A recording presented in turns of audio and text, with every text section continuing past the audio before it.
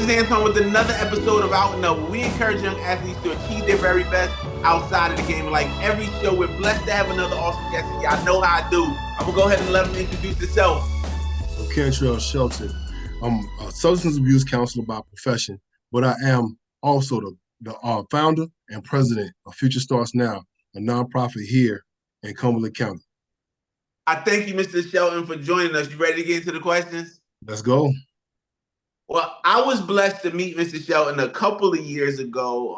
I actually volunteered at the local rec center in the area where I stay at to be the soccer coach for my son's indoor soccer. So I know a lot of people that's watching probably laughing. Like, I never heard Antoine talk about soccer, whether it was back home in Jersey or even since I've been in South Carolina, North Carolina area. However, it was an opportunity. The rec center needed coaches. And again, most people know I have a heart for mentoring and just helping our young people. So I was like, perfect perfect opportunity. If nothing else, if we don't win any games, I'm at least be able to pour or encourage some young kid at some point, one of these young athletes coming along. However, the funny thing, Mr. Shelton was a part of it. Our team that year actually went 9-0. So I tell people now, because I've coached 2 more years since then, the last year had definitely exposed that Antoine is not a coach, but but we've been blessed again to really be a part of these young people's lives, and so had an opportunity to meet Mr. Shelton, and then fast forward to last year, I did my first out and up event, and Mr. Shelton definitely came through and was a part of helping with our breakfast and bowl that we did last year. So again, awesome to have him on, and just going to get into some questions. First one to ask you, Mr. Shelton, where you originally from, born and raised? First 14 years of my life, born in Georgetown, South Carolina. The first 14 years of my life in a small town in South Carolina. Then we relocated to Wilmington, North Carolina when I was 14, and I stayed there until I was 22, and I moved to Fayetteville. All right. So let's talk sports real quick. So I always like to let people know the connection. Did you play in your youth? Yes, I started playing football, basketball, and I ran track and did some field events in high school, 9th through 12th grade. Okay, all right. So it's something to hear that, because me, myself, I only played 4 years of high school football, but so many people, especially some of the guests that we had, played, starting at an early age. I even, blessed to have an awesome, my oldest son, who is now just received the opportunity to be a grad assistant at his school in Pennsylvania, but he played since he was the age of 5. And so I hear Mr. Shelton being someone just like myself, didn't play all through our youth. However, what encouraged you to start playing when you did? Meeting my freshman football coach, Alan Sewell, man. He was pivotal in that decision. He saw me playing football during body conditioning with some 11th and 12th graders, guys that were much bigger than me. I was about 6 foot tall, 175 pounds. We were supposed to be playing two-hand touch on the football field, and we ended up playing tackle. And I was not afraid of anybody on the field. I was hitting everything moving, and he grabbed me right after class and was like, "Hey, we need you on the football team." And I was like, "No, I'm gonna play no football." That was the last thing on my mind. But after talking to him for about 20 minutes, he kind of swayed me into at least coming to practice. And then I said, I don't know. I don't want to play football. He said, "Look, whatever needs to be done, we'll get done." And I actually agreed to it. And he called my mom before I left. And he said, "Hey, we're going to get you started next week. Just let us know what you need." Wow, that's good. So what was your life like, even in other sports? You named several sports that you got to play. What was some of your highlights, whether it was football or some of the other sports that you got to play in those years of high school? Well, football was always my first love, because I played football from a young age with my uncle and his friends. And my uncle's about 10 years older than me. Okay. So he used to drag me out of the house to play football. I was a little chubby something back then. And it was just fun. And then basketball came after I found out I could jump. Be honest with you, didn't want to shoot the ball. All I wanted to do was play basketball and block a couple of shots. Wow, that's awesome. That's awesome. So can you think of any highlights throughout high school, some things that you experienced in one of those sports that you remember to this day? Yeah, my 10th grade year, uh, we were playing against a rival high school in the county, and I hit the quarterback. He fumbled the ball, and I'm yelling at the freshman kid, pick the ball up and run it in the end zone. And I'm yelling, and he's looking at me. So I scooped the ball up and I ran 20 yards into the end zone. Only time Wow. I ever scored in high school. And, Wow. Wow. Wow. and That's then awesome. basketball, I think the best highlight was again my sophomore year. Um, Defensive player, man. I was always on the grind. Um, I had 10 block shots in one game, 8 points, and I think I had about 12 or 13 rebounds. So Wow. I was feeling good about myself there. Wow. So I asked you, like, you started in high school, but what did you get? Every athlete gets something different out of the sports that they play. What were you able to get out of those sports, playing those sports in high school? I really learned discipline. I really learned discipline, and it actually helped me to build my self-esteem. I didn't even realize it at the time I had low self-esteem. I had no confidence. Okay. But uh, as you know, hearing people scream your name every now and then or your number could boost your ego a little bit and push me harder. And I was able to grow from those experiences. And I still talk to my coaches to this day. Wow, that's good. That's good. Good that you were able to build those relationships. And it's so awesome, young people don't know that. There'll be many people that you link up with through school that you never speak to again, but it's nothing like building relationships that last a Absolutely. lifetime. It's so Absolutely. awesome. And so I asked you, you end up playing on another level. At what point did you start seeing that, hey, I have an opportunity to play even beyond high school? Well, to be honest with you, even up to a year after I graduated from high school, I was receiving offers from Catawba, West Virginia, and I even got a letter from Clemson. But Right. I knew my grades weren't that good when I finished high school, so I knew Clemson was out of the picture. And I, a little arrogant and not doing research, didn't understand that Catawba was one of the top schools in the country at the time with football. I was just like, I'm done. I'm done, and I ended up going to community college off and on for the next few years. And Okay. then I met this lady. She was actually one of my best friend's aunt, and I didn't know who she was at first. She saw me and she just called my name, and I looked at her. I'm like, "Who are you?" You know, young kid from the projects. Somebody screaming my name out. I want to know how you know my name. Right, right. But she kind of challenged me. She said, "Listen, this is what I do," and she didn't tell me who she was at first. She said, "This is what I do. My office is over there. It's actually less than a mile away from where I was staying at the time." And she said, "I want you to meet me at my." And then she stopped. She said, "You know what? I don't know why I'm telling you this because you're not gonna come anyway." So now I took it personal. I had a point to prove. Right, right, right. So I beat her to the office the next morning, and that's when she says, "Hey, I remember you from when you was in high school." I said, "What are you talking about?" And she started telling me my jersey numbers, what events Wow. I did on track and field, the position I played in basketball, what I did in football. I was like, "Who are you?" She said, "I'm Chris's mom." Wow. I'm like, "Wow, so you so and so on." She said, "Yes, I was at all of your games, football, basketball, and all the track meets." Wow. So she actually, they had a program that paid for students or people that already graduated from high school that wanted to go to college. They paid for them to take the SAT and the ACT, and they paid for me to take both tests. They took me to the testing sites. They got the results back for the test. I did well enough on the ACT. Um, this is think again, it's 3 years after I graduated from high school, so my Okay. mind was already work, work, work. But I still wanted to get away from Wilmington because of everything Gotcha. that was going on down there. And it was just it was really smooth transition. She said, "I want to take you somewhere." She said, "Have you ever heard of Fayetteville State University?" I said, yeah, I heard of it. They come down every year to play in the little game they have down here against the other college. I really didn't understand the history behind Fayetteville State, but I knew that there were a lot of the team was majority black. Right. And I Got you. was like, it kind of caught my attention every time. I'm like, God, I ain't never seen a football team with this many black people on it. Right, right, You know, right. and then I got a poster, and all the players except for the kicker was black.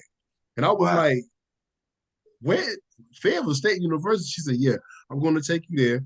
And she took me to Fayetteville State. I'll never forget it.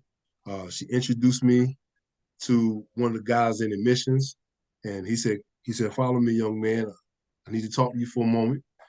And I basically had to sell myself to him. Okay. And at the end of our conversation, he was like, you know what? I like you. He said, I'm going to see what I could do, but I think your scores are high enough to get into Fayetteville State. Okay. And I asked him a couple of more questions, and he said, hey, he said, don't worry about it. I think you're good. All right. And the sense of relief. And then I stepped outside and looked at all the people walking by, and all the people were African American, black people. And I'm like, wow, I had never I'm 22 years old, never seen that many black people doing positive things in my life. Got you. It was a culture shock. It was mind blowing.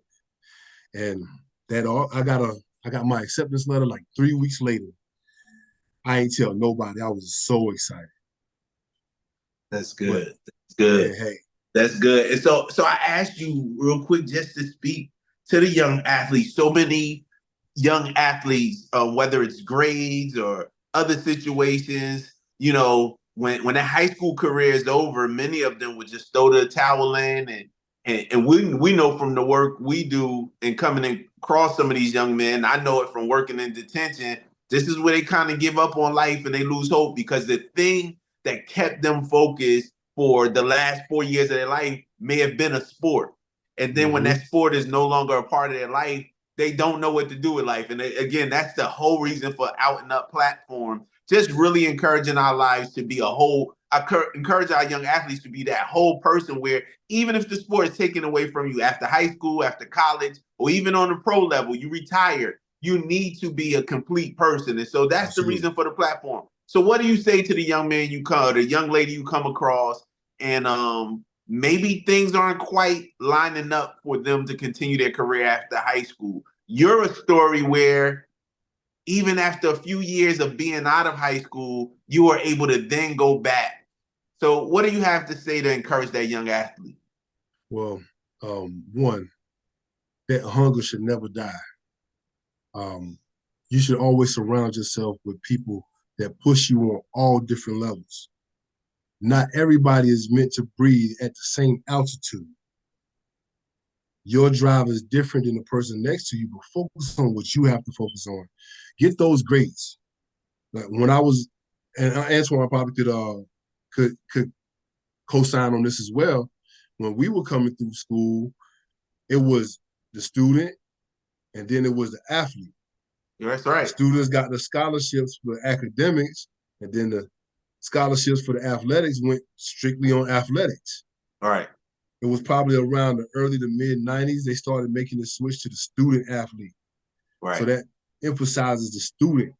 Those grades have to come. They have to come. So if you find yourself in a position where you don't feel like your grades or you know your grades are not good enough to make it to the next level, surround yourself with people that's going to encourage you and even teach you how to overcome these obstacles because there is nothing too hard for you. It's Yes, sir. nothing too hard for you to overcome.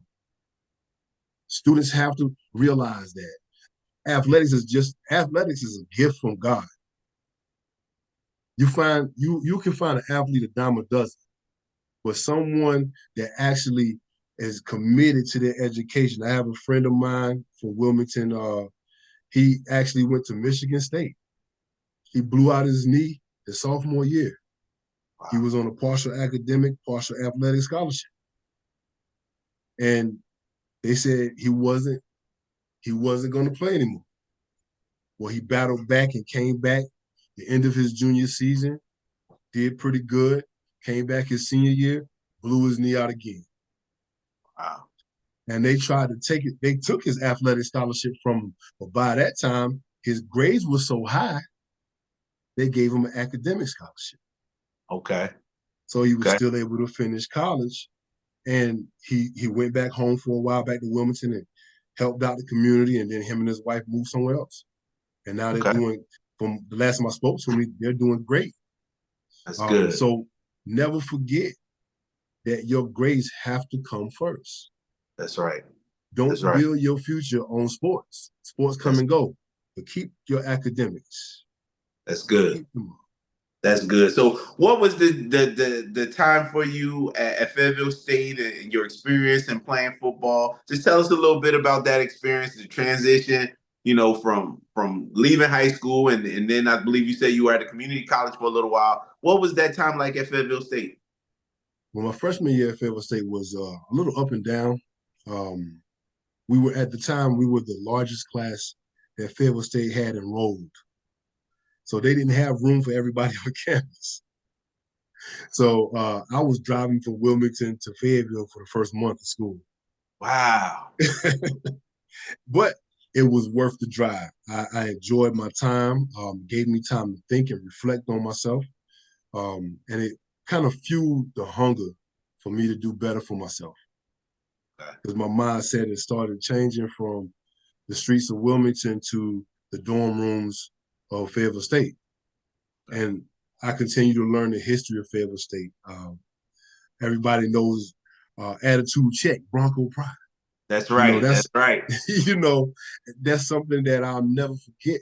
In the color blue and white, and they mean a lot. School founded by African Americans. We are a proud institution. Good. I was fortunate enough. The coaches that were there when I got there my freshman year, they actually were on their way out, and they brought in another coach, and he brought his own staff with him. So they had tryouts. First, Division II schools don't have as many scholarships to offer as Division I schools. Correct. The enrollment is different. Right. He told us, so many of you guys are not going to make this team. Even some of you that have scholarships are going to lose those scholarships because you're not going to make this team. Okay. That made me angry. Now I got a point to prove. Got you. And I was fortunate. I was very fortunate. I made it through the 5 a.m. workouts, the spring workouts, and I actually, coach was like, hey, what position? They asked us in the beginning, what position do you play? And I told him, I said, hey, outside linebacker. He was like, we got enough linebackers. And he put my name down on the paper for defensive lineman. And I looked at him. I said, I appreciate that, sir. He said, why you say that? I said, I don't mind putting my hands in the dirt. Got And he you. kind of smiled at me. And as time went on, the end of my freshman year is when they came in and they gave us summer workouts. I went home. I was jogging and working out. I was doing brick masonry with my uncles, but I always made time to get the jog and to do push-ups and to go to the weight room. And I put on about 5 pounds of muscle over the summer. So I went from 230 to 235. Okay. So he said, okay, we can see you at defensive end. Okay. Um, I didn't understand the politics of the game. I just wanted to play. Right. Right. Right. So I seen a lot of guys that came in with me that was doing the walk-on party. Um, they didn't make it. All right. And after every cut, I'm looking. I'm like, wow, my name's still on the list. Yes, let's go. Let's do this. And my mindset is just don't settle for one role. So I not only learned the defensive end position because they had me at the right defensive end position. I learned the left defensive end position, the tackle position, and I knew how the linebackers move. So I studied the defense. That's good. That's good. And coach was like, you okay, Shelton? Da da da. He would talk to me on the side, and I played a little bit my sophomore year. Um, Of course, they allow the guys that got scholarships to play more, and I really didn't need the money because my school was paid for. That's good. So I was just happy to be on the team and playing ball. I played in a few games. Um, but one game that I really enjoyed was the Johnson C. Smith game my sophomore year. Um, Coach pulled me in. He put me in at the defensive tackle spot, and I made a tackle in the backfield. And the very next play, the guy that I replaced came, I'm good, I'm coming. And he ran back on the field. I was like, come on, man. But I But loved it. I mean, those guys, I still talk to the majority of those guys today. that's You know, good. two of my coaches have since gone on. They have passed away, and I hope their families are doing well. That's good. So I want to ask this. Now we get through your time at Fayetteville State. Like, what were your? Did you have plans for after school? I was always told, go to college, get a degree, find a great job, right? Okay. So I kind of treated college as time in. Excuse what I'm about to say, as time in prison. I said I'm gonna do these 4 years and I'm getting out. you Got you. know, Got you. and I actually graduated from Fayetteville State with a bachelor's degree in telecommunications. Okay. And I actually went to one of the local phone companies here at the time, applied for a job, and I was like, okay, I feel good about this. And it's a kid from E. E. Smith. I'll never forget it. He's sitting in the seat beside me. He's a junior in high school, and the guy offered me and him the job, and the job was paying about 10.50 an hour. Wow. And I'm looking at myself, this is a high school kid, and I just graduated from college, and he's trying to pay us. I said, sir, I'm sorry. I hate I wasted your time. Right. But it was a wake-up call. And by that time, I was already working in the group homes. So I had my introduction to at-risk youth, working at the Boys and Girls Club. Okay. All right. So never had any intentions of working with kids to that magnitude, but I fell in love with it. Okay. You know, the first thing one of the managers told me was, you might not be able to help all of them, but if you help one, you'll make a difference. That's good. So I just I found that keeping them busy and finding out their interests will keep them out of a lot of trouble. And I loved it. All right. You And know, I had a very short experience with working in group homes when I first moved to the North Carolina area. Again, I had already started my career in detention, starting in South Carolina, and then continued it when I came to North Carolina. But I worked a part-time at a group home. And again, same thing for me. Between the detention and group home is really where it just sparked that interest and just really, just seeing the need that our young people had. So many absolutely. young people didn't have positive influences in their life. And so it really, and boy, they welcomed me. It was definitely a welcome party. I don't think I've ever really told this story, but my first day at a group home, the first night that I worked, one of the kids climbed out the window. So we're supposed to do, our little room checks throughout the night. And I forgot what time it was that night, but I opened the bedroom door and the kid's not there. And I'm like, I did not sign up for this. And so it was a case where he had just climbed out the window. He was up the street somewhere, I think outside that, somewhere in the subdivision, but he was just out there talking to a young lady Mhm. outside. So we found him pretty quick. It didn't go on for hours, but it was a scary moment. But again, that was a short period where I was able to pour into those kids. And then again, the 15 plus years working in detention, I was able to do the same. And so I just asked you, like, what were some things you remember in your time in working in group homes you were able to kind of instill it and kind of maybe, really give to some of the young people that you had contact with? um, I think the biggest thing that I offered those kids were my experiences growing up and showing them that you can overcome. Because I learned quickly that some of those kids were beaten down so badly they didn't believe that they could make it. So showing them their strengths and encouraging them uh, to be ambitious enough to go after. I had one, the first group home that I worked in, 16-year-old young man. I used to hear him sing. And he'll go outside in the back and he'll just be singing, just walking around in the backyard singing, singing, singing. And one day I said, man, why don't you try out for the choir in school? He said, nah, man, they'll laugh at me. I said, nah, they won't laugh at you. Right. And when it came time for chorus trials, he went. He went to Douglasburg. So he tried out for chorus and made it. And the look on his face, I was like, yeah, he got it now. Right. He got it now. And That's when he good. came for his first concert, oh my goodness, he was telling everybody. It was the very first time I've been working with him for 6 months. The very first time I met his mom was at his concert, Wow. and That's she didn't good. even And know he could sing. it's good to have those moments with young people where you're able to kind of help direct them down that path that they Yeah. don't even recognize they have an opportunity to go down. So it's just awesome to hear that story and what you were able to do for him. And so tell us a little bit about what you do professionally, Yeah. today, and even your nonprofit. Okay. Professionally, as a substance abuse counselor, I actually work with. I'm contracted with two different agencies here in town. One of the agencies, I actually provide substance abuse counseling and group therapy for young men and women, or men and women, let's just say it like that are just getting out of the federal prison system.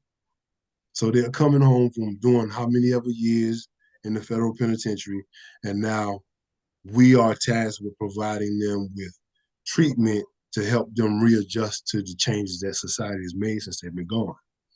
The other agency also works with the federal and state level with probations, um, and guys and girls with opioid problems, marijuana, any substance.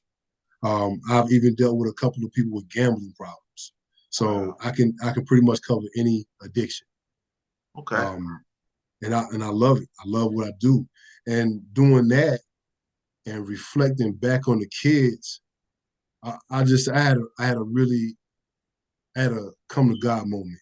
Right. One day, I saw a young man walking down the street and he's talking out loud to himself. He looks disheveled, and I just heard his voice clear as day say, "Hey, that young man need help." Wow. And I said, "Hey, how can I help him? Like, he probably won't even come to me." And it's tone, a smooth tone.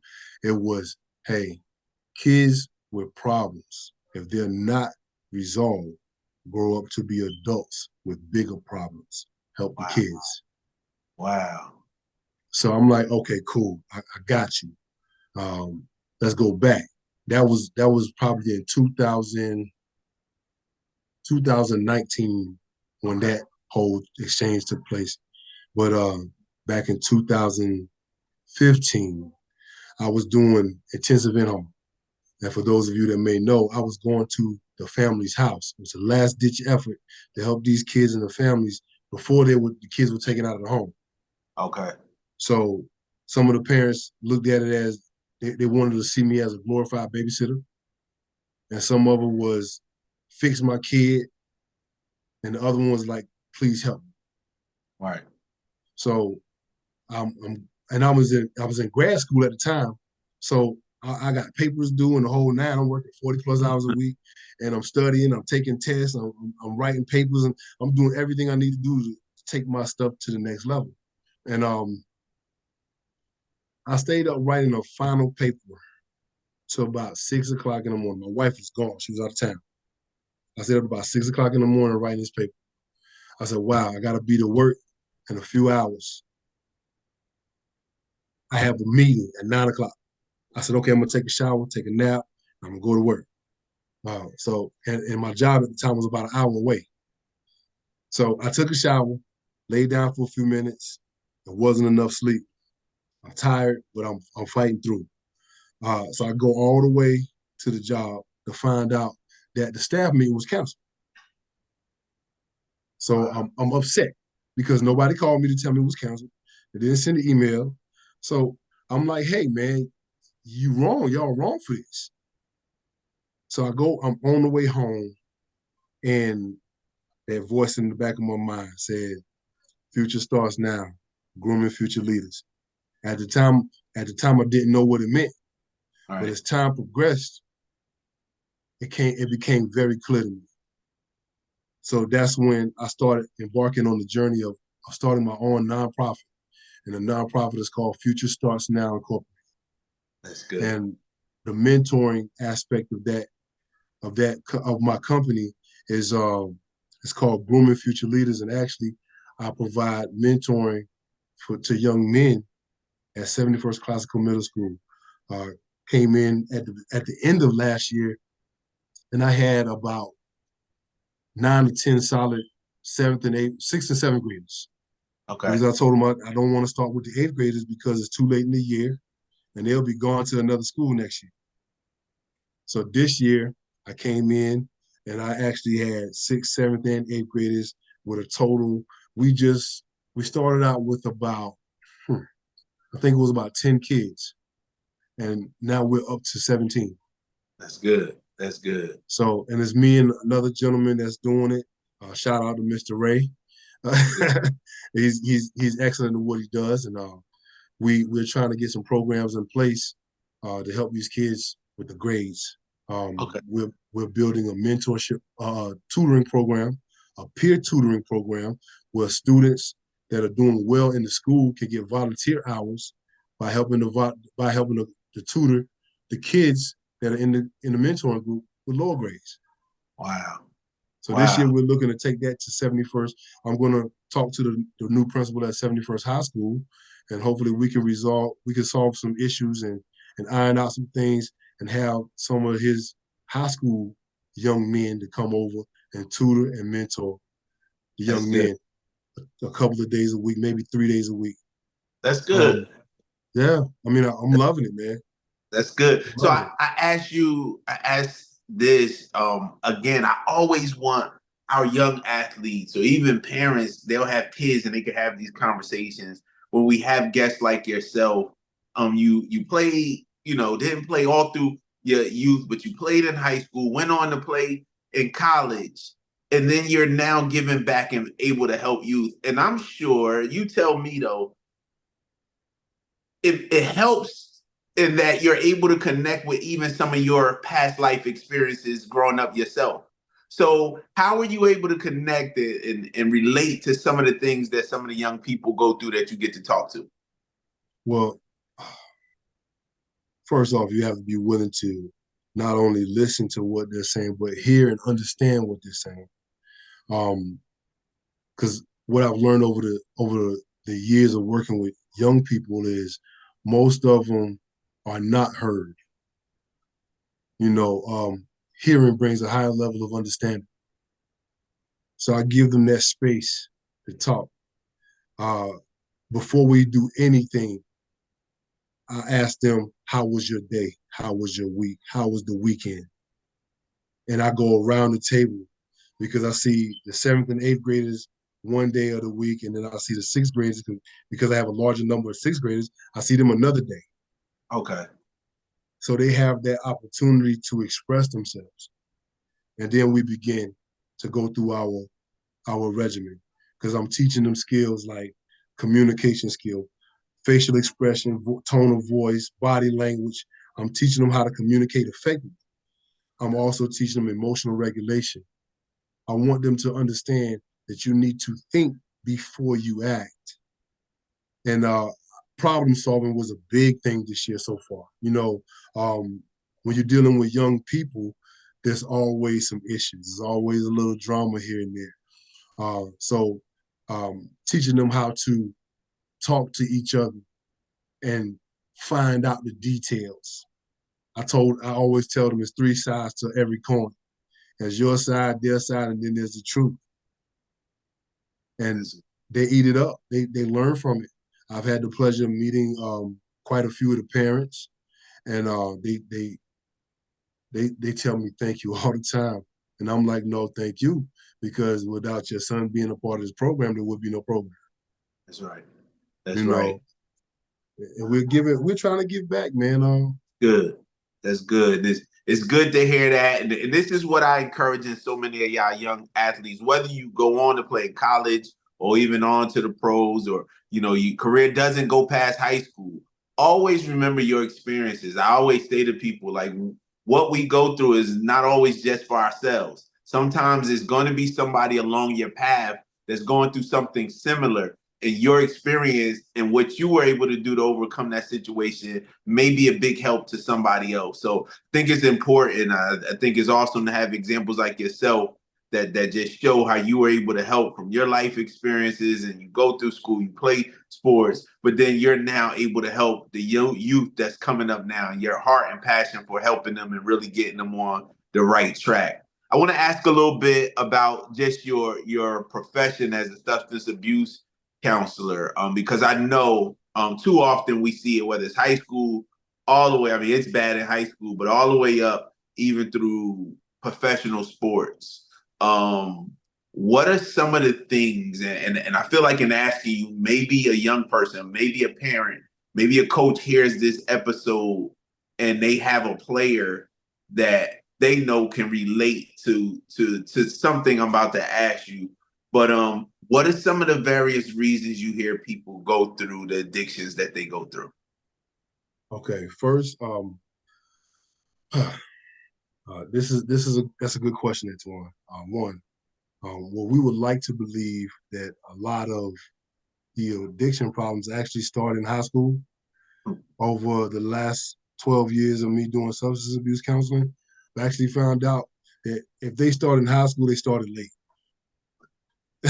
um, Wow. being, I've encountered so many people that started drinking or smoking weed at the age of 9, 10. That's elementary school. And then a lot of with the onset of the opioid crisis, um, a lot of people have encountered instances their addiction actually started from prescription medication. Wow.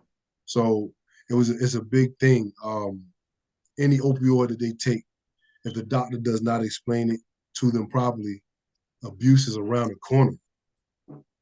You know, opioids are serious. Any other illicit substance, any substance that could change the chemical makeup of your brain, affect the way you think, is dangerous. So for any coach, any student, I would encourage you to learn signs and symptoms of addiction. That would be the beginning. And then you have to understand that the only way these people that are, whether it's your loved one or teammate or somebody you just met, the only way they're going to get the help they need is if they admit the problem and want the help. They have to accept it. You can't force them. Um, Being a substance abuse counselor has taught me a lot. I lived in the projects for a little while, and for a while, should I say, and I've seen a lot. I've been around a lot of things. Um, when I lived in that environment, addiction was something that was underplayed. And now that I take time and look back on it, I'm thinking this person was actually an addict, and I didn't know it. Got And you. thinking about, because I hurt my hand, I broke my hand in the 10th grade, and the doctor prescribed me Percocets. Wow. I'm 16 years old, and he told me, first off, I broke my hand and went 3 weeks, played football for 3 weeks with a broken hand.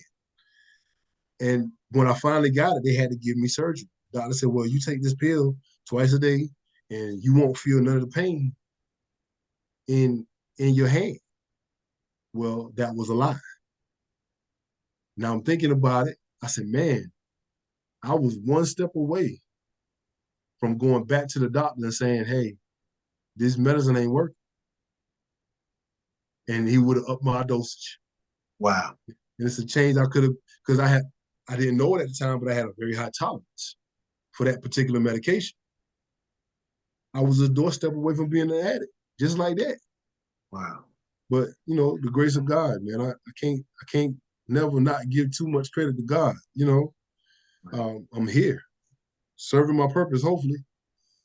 That's good. That's good. And so we touched on some of the reasons and young people getting started. I asked, what are some of the things you tell some of the young people you talk to when it comes to your profession as a substance abuse counselor? What are the things that you discuss with them about the harmful effects of the various different drugs or alcohol and the effects of being addicted to them? So with the middle school kids, if they have questions, they know they're free to ask. Um, Certain information I'm not privy to give unless I have permission from the parents. Right. But if they ask questions, I can give them, I can kind of tell them the effects of certain drugs because some of those kids are in an environment where drugs are predominant. Got you. So I kind of give them a crash course on how to say no Got you. and why it's important to say no. And I tie it back into what they say they want to be when they grow up. Okay. And for the most part, I believe that's what grabs their attention. If I do this, I won't be able to do that. Okay. It's a direct correlation, and the kids they love it. I mean, they'll ask questions, and if I can't answer the question, I say, hey, listen, I talk to your mom and dad.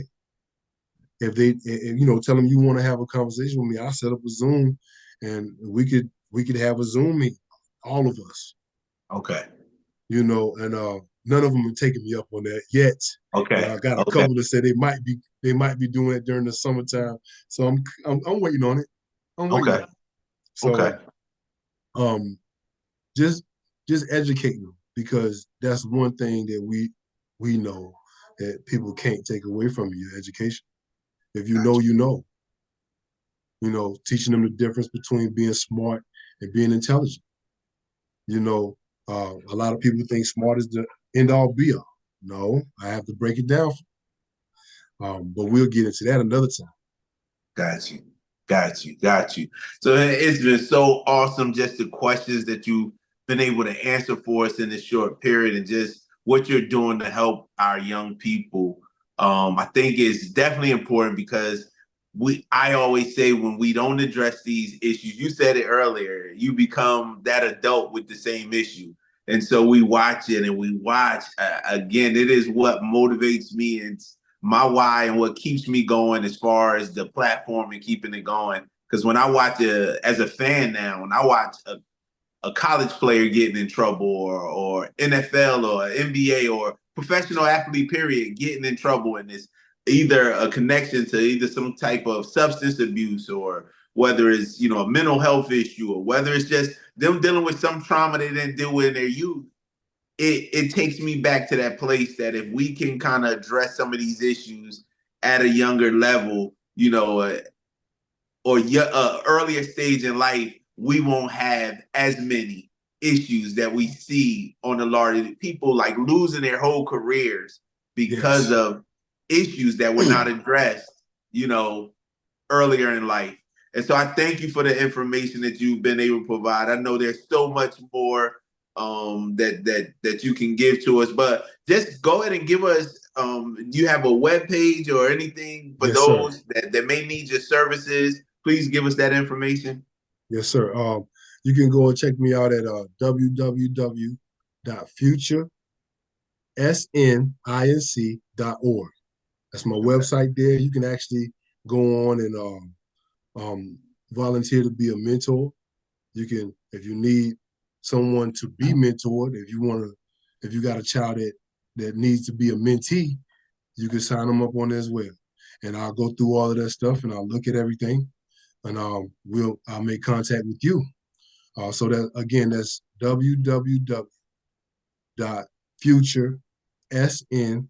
www.futuresninc.org. Okay. Well, I appreciate you giving us that. And we're going to get into these last two questions. We always ask every show to the young person watching. Let them know, why is it important to have positive people in your circle? Oh man. Um, why is it important to have positive people in your circle? Oh man, that's a good one, Coach.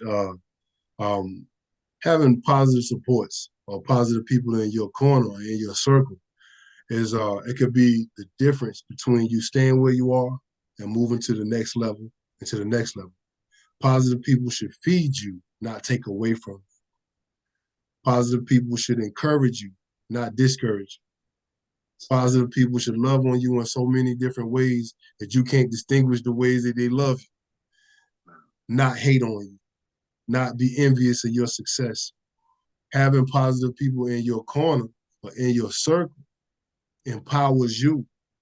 And because they have the ability to empower you, they're actually fulfilling a part of their destiny. So allow them to pour into you. So one day you can pour into someone else on a positive level because you might be that shining light somebody needs to see. Got you. That's good. That's good. And the I'm going to ask the last question I normally ask, but already in my head, my wheel is going. I have another question I want to kind of end the show with, but I'm gonna ask my normal last question is who or what is it that inspires you most in life? Ooh, um, another good question. Uh, actually, and honestly, being being a father of girls and boys. The boys came to me by the will of God. I'm gonna say it like that. Yeah. Um, they are blood relatives. These are my boys. Right. Um, seeing the stuff that they go through and how they have to learn how to adjust, and seeing my wife how she moves, that inspires me. That's good. Those 7 people inspire me. They push me to go harder every day. When I'm tired, they love on me. When I'm full of energy, they love on me. If I'm sick or I'm feeling well, they love on me. Yeah. So that's just motivation for me to keep going, keep trying to achieve my dreams so that I could give them more. That's good. That's Those are my good. inspirations. That's good. That's good to hear that. But I want to end with this because you're a substance abuse counselor. What do you say to the young person that recognizes they have an issue that needs to be addressed? Again, first we have to recognize there's a situation, recognize there's a problem. But what do you say to encourage them, and what direction do they need to go in if they recognize they need assistance, they need help when it comes to having a substance abuse issue? Muster up the courage to speak with someone you trust. Speak with someone you trust. If you can't find that individual, contact me. Gotcha. We'll figure something out. I'm not going to leave you hanging. Um, if I could point you in the in the proper direction or show you some people that I know can help you more than I can, I'll just be an extra part of your support system. But come or go to someone. Ask for help. Never be ashamed to ask for help. The name of my company is Future Starts Now. That's good. A lot of people think that the future starts years from now. Every time a new second hits, that's your future. Don't waste time. Find someone. Talk to them. Ask for help. It's okay. That's good. That's good. And I appreciate you just making that offer because we're blessed to have young people that watch, or even parents and family members that watch all over. And I'm saying as an encouraging word, I know Mr. Shelton.